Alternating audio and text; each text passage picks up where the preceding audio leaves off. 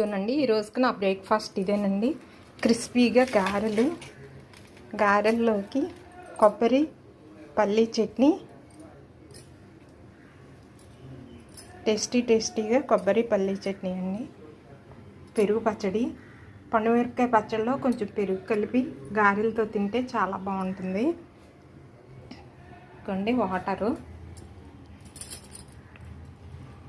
కొత్తిమీర, పుదీనా, తులసాకుతో చేసిన జ్యూస్ అన్నమాట.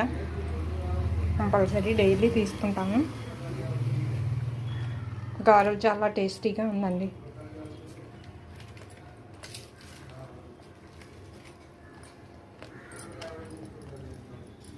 పెరుగు పచ్చడి కూడా టేస్ట్ చూద్దాం.